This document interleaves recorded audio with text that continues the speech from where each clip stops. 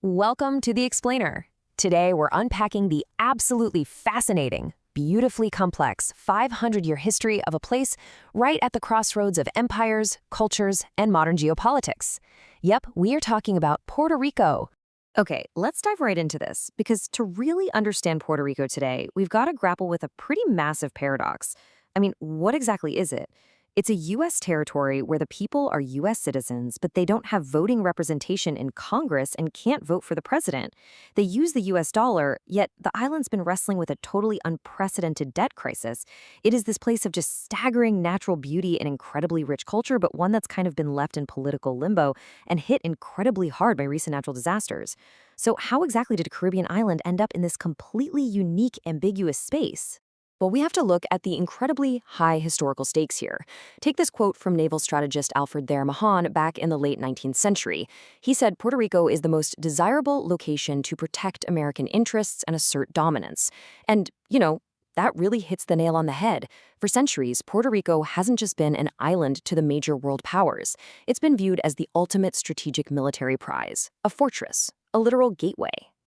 So here's our roadmap for today. We'll start with the island's ancient roots, move through centuries of Spanish rule, then the American acquisition, examine the massive economic shifts and migration, break down the modern crises, and finally, look at the intensely debated status of the island today. Section 1. The original inhabitants. The deep roots of Puerto Rico actually begin way before European contact with its indigenous peoples.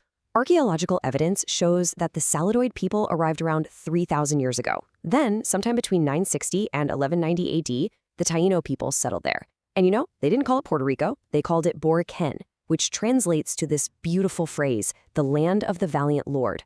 And it's important to note, these weren't just simple, isolated tribes. The Taíno built incredibly thriving, sophisticated societies. They have this dualistic organization where power was shared between local chiefs and spiritual leaders. We're talking widespread agriculture and really intricate trade networks all across the Greater Antilles. Section 2. Centuries of Spanish rule. Fast forward to 1493. Christopher Columbus arrives during his second voyage and claims the island for Spain. Then, in 1508, Juan Ponce de Leon initiates what can only be described as a brutal conquest. The demographic impact was absolutely devastating. Through a toxic mix of forced labor, severe mistreatment, and introduced diseases, the Taíno population plummeted from thousands to barely a handful recorded by the mid-1500s. It's a dark chapter, for sure. To replace that lost labor force for their booming sugarcane plantations, the Spanish brought in enslaved people from Africa. At the same time, recognizing just how perfectly located the island was, Spain heavily fortified San Juan. They turned it into a vital, highly defended military base to protect their growing empire. I mean, the massive walls of El Morro were so formidable that they actually repelled the famous English privateer Sir Francis Drake repeatedly. Now, what's really interesting about this is how, out of this incredibly dark and oppressive colonial crucible, an enduring and super vibrant Puerto Rican culture was forged. You can literally see, taste, and hear the survival of these three distinct worlds coming together. Take comida criolla, traditional Puerto Rican food. It beautifully blends Taíno cooking techniques with Spanish flavorings and African influences, all anchored by sofrito, which is this essential, perfectly seasoned mixed vegetable and oil base. And musically, the island births styles that weave indigenous instruments right alongside Spanish lyrical forms and driving African rhythms. It's honestly a profound testament to human resilience. Section 3. The American acquisition. Let's move to the turn of a century and see how this builds. By 1898, the Spanish-American War wraps up with the Treaty of Paris. A fading Spain hands Puerto Rico over to a rapidly rising United States. But instead of getting statehood or independence, a quick sequence of legislative actions essentially locks the island into a state of legal limbo. First, the 1900 Foraker Act establishes a civil government, but officially deems Puerto Rico an unincorporated territory. Basically, that means it belonged to but wasn't fully a part of the U.S. Then, you get the 1917 Jones-Shafroth Act.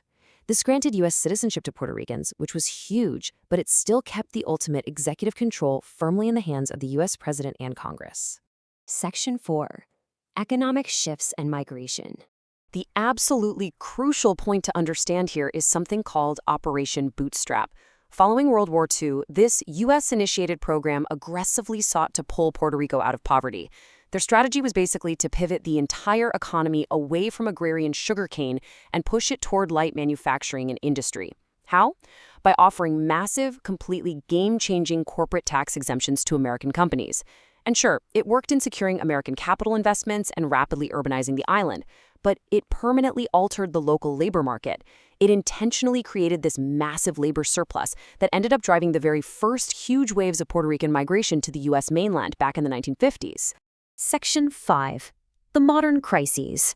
So, remember how the whole foundation of Operation Bootstrap relied on those corporate tax incentives? Specifically, we're talking about Section 936 of the U.S. Tax Code.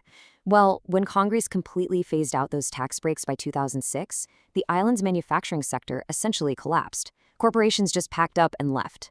This sparked a really inescapable downward economic spiral. The local government lost a huge chunk of its tax base overnight and had to begin borrowing heavily, literally just to keep basic public services running.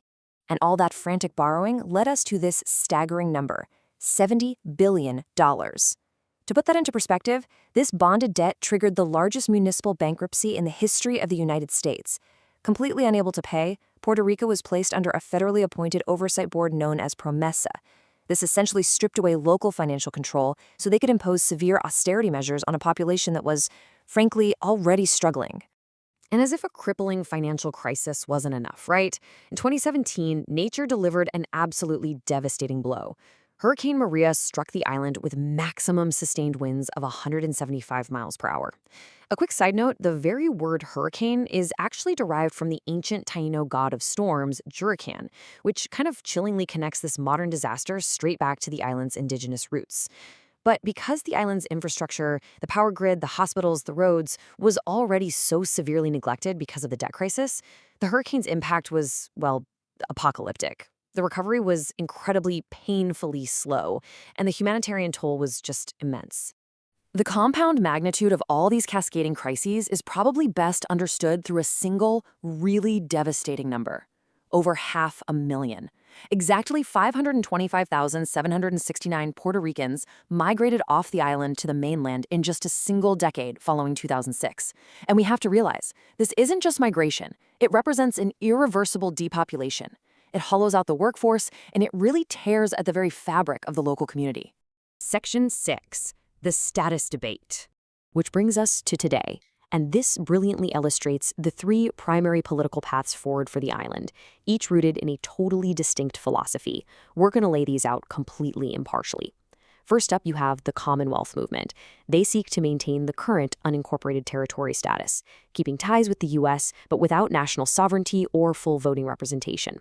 Second is the statehood movement. They advocate for full integration as the 51st U.S. state, arguing for equal political representation and the full rights of citizenship. And finally, the independence movement. They argue for full national sovereignty, believing that the only way to achieve true economic and cultural recovery is the complete severance of those U.S. colonial ties. So as we wrap up this explainer, we're left with a deeply profound historical question. After 500 years of Spanish and American oversight, what exactly does the future hold? Will Puerto Rico remain in this indefinite geopolitical limbo forever? Or will it finally resolve its centuries-old colonial legacy and chart a definitive path forward? It is a massive question of identity, of economics, and of justice. And it's one that the people of this island between two worlds continue to fiercely navigate every single day. Thanks so much for joining me, and keep questioning the history behind the headlines.